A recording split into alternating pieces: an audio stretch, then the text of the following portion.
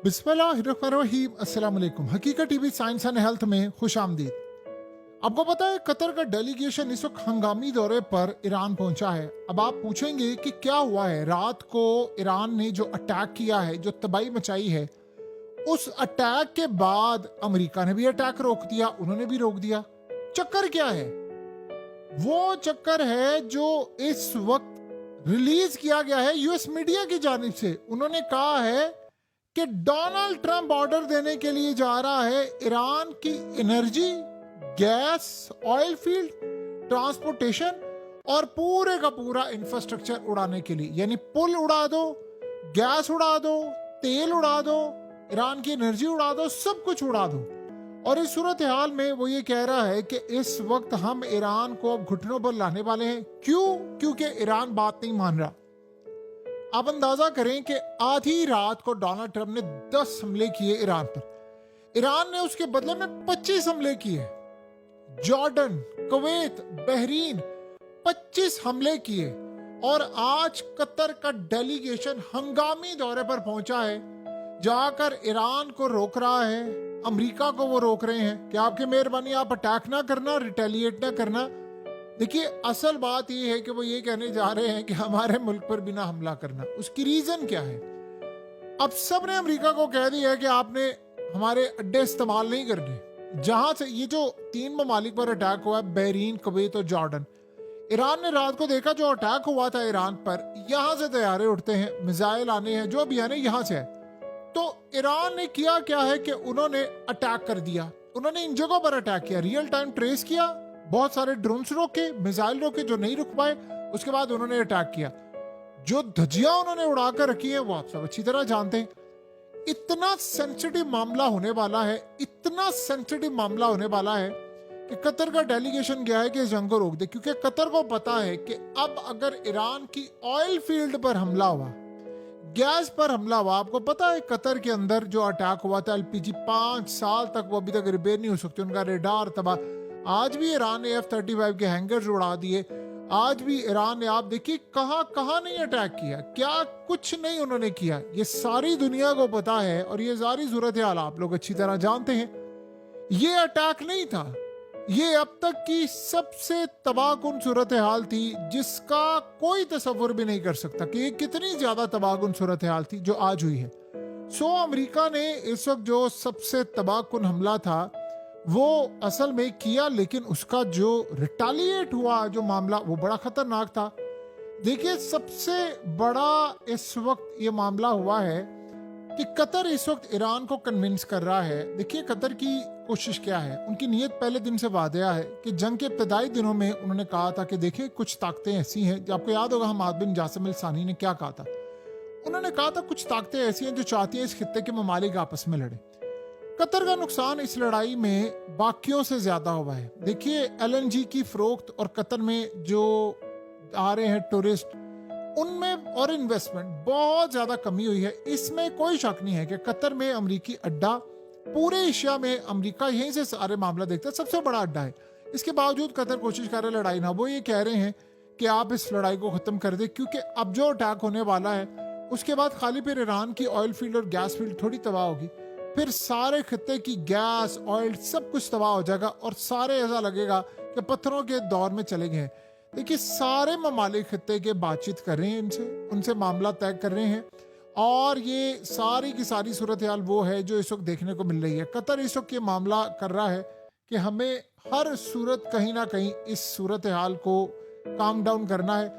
देखिए, इसराइल इस सारी की सारी सूरत हाल के अंदर कहीं ना कहीं अटैक करने के लिए जा रहा है, ये बात आप ज़हन में रखिएगा। अब सोचें, अगर यहाँ पर अटैक होता है तो उसके बाद फिर पूरी दुनिया में आप तेल बहरान का अंदाजा लगा सकते हैं कि क्या होगा। देखिए, गोल्ड की कीमत आप देख लें कैसे क्रैश कर रही है। तेल की कीमत को इन्होंने स्टेबल किया हुआ है। पूरी दुनिया के अंदर सोना बिल्कुल क्रैश हो रहा है, इतनी बुरी तरह क्रैश हो रहा है जिसका तसव्वुर भी नहीं किया जा सकता। इस वक्त इंस्टेबिलिटी इतनी ज्यादा है, पैनिक इतना ज्यादा है, इतना ज्यादा पैनिक है, इतना ज्यादा पैनिक है मार्केट के अंदर कि हमने आज से पहले ऐसी सूरत हाल शायद ही कभी देखी। जिसे कहते हैं ना, शाजो नाजर वाली सूरत हाल होती है, ये इस तरह का मामला इस वक्त सामने आया है। तो पूरा वर्ल्ड इस वक्त देख रहा है, पूरी दुनिया की इस वक्त तबाही यानी निगाहें यहाँ पर हैं कि भाई ये चल क्या रहा है, हालात क्या हो रहे हैं। देखिए, पहली मर्तबा हुआ है 1929 के बाद कि इन्वेस्टर्स को लग रहा है, जैसे बैंक ऑफ अमेरिका ने कहा कि अब बैंड बजने वाली है, तो जितनी जल्दी हो सकता है आउट हो जाए। तो देख लें, सारे इस वक्त आउट हो गए हैं और बाकी कोई भी नहीं बचा। यानी किसी के पास अगर ऐसी सूरत हाल है जो वो समझते हैं कि जी हम बड़ी बेहतरी की तरफ जा सकते हैं, तो बहुत बड़ी गलत फहमी में सब जी रहे हैं, बहुत बड़ी गलत फहमी में जी रहे हैं कि ऐसा मामला हो सकता है। ये नहीं होने वाला। ये आप किसी गलत फहमी में ना जिएगा कि ये मामला ऐसे हो जाएगा, ये बेहतरी की तरफ चला जाएगा, सवाल ही पैदा नहीं होता। आप हालातों का अंदाजा यहां से लगा सकते हैं कि अमेरिका इस वक्त जिस सूरत हाल को देख रहा है, जहां पर उसको सामना करना पड़ा है, वो कितनी ज्यादा तबाहकुन है और ये मामलात कितने ज्यादा तबाहकुन है। यानी दोनों में एक आपको बिल्कुल डिफरेंट नजर आता है कि हालात वाकई कंट्रोल से बाहर है।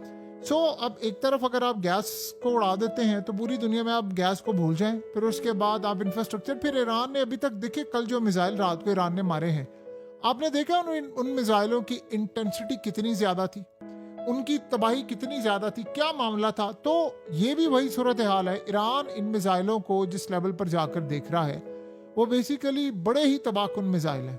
यानी वो अमेरिका का इंफ्रास्ट्रक्चर किस तरह उड़ाएंगे, पूरे रीजन का इंफ्रास्ट्रक्चर किस तरह तबाह होगा। और ये ज़हन में रहे, ये जो इंफ्रास्ट्रक्चर तबाह होगा, इसको बिल्ड करते रीबिल्ड करते करते आपको तीसरी जंग अजीम की याद आ जाएगी। यानी आप ये सोच लें कि दूसरी में जो हुआ था वो तीसरी में आपको नजर आएगा। ये कोई आसान काम नहीं है। तो अमेरिका के लिए जो भी सूरत हाल है वो खराब कर देने वाली है। यहां तक तो चले मामला समझ आता था, ठीक है जी, चीजें यहां पर है। अगली सूरत हाल वो आप सब अच्छी तरह जानते हैं कि क्या हालात हो सकते हैं। देखिए, यहाँ एक चीज आप अच्छी तरह समझ लें कि इस पोजीशन में आपको दुनिया के अंदर एक बहरान बहुत अच्छी तरह नजर आएगा और बहुत बड़ा बहरान होगा, वो बहुत बड़ा बहरान होगा।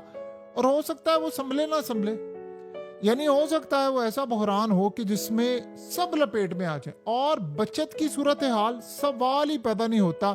जरा सी भी, जिसे कहते हैं ना 1% भी सूरत हाल वो भी नजर ना आए। और वो सूरत हाल ये है कि ये सारी की सारी सप्लाई चेन जितनी भी है ये टोटली इस वक्त एंड हो जाए। यानी सप्लाई चेन इतनी बुरी तरह मुतासिर हो जाए, इतनी बुरी तरह मुतासिर हो जाए कि उसके बाद कोई एक ठिकाना बाकी ना रहे जहां पर बमबारी ना हुई हो।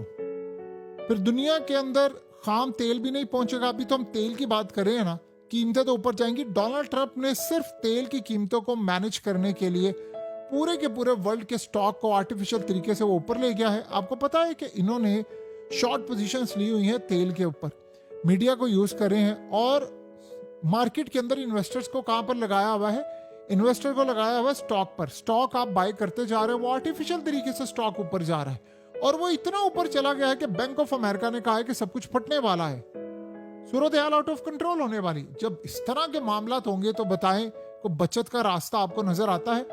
कतर को यह बात अच्छी तरह पता है कि एक दफा इन्होंने अटैक शुरू कर दिया हमारी ऑयल फील्ड, एनर्जी इंफ्रास्ट्रक्चर और ये तमाम चीजों पर अगर अटैक हो गया तो फिर हो सकता है इसको कोई 15-20 साल लगे दोबारा रिपेयर करने में, दोबारा ठीक करने में। ये वाकई ही एक बहुत बड़ी तबाहकुन सूरत हाल। आज ईरान के हवाले से ट्रंप ने कहा ना, ईरान ने मुज़ाकरात करने में देर कर दी, अब इसकी कीमत चुकानी पड़ेगी। देखिए, आप अमेरिका से ये मत समझे कि उसने अटैक नहीं करना।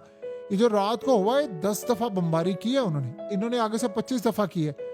आपको क्या लगता है कि ये जो बमबारी उन्होंने की है ये एक फुल फ्लेज, जिस दिन इन्होंने इंफ्रास्ट्रक्चर पर अटैक कर दिया उसके बाद आप देखेंगे तेल की कीमतें और कहां पर क्या मामला जाएगा।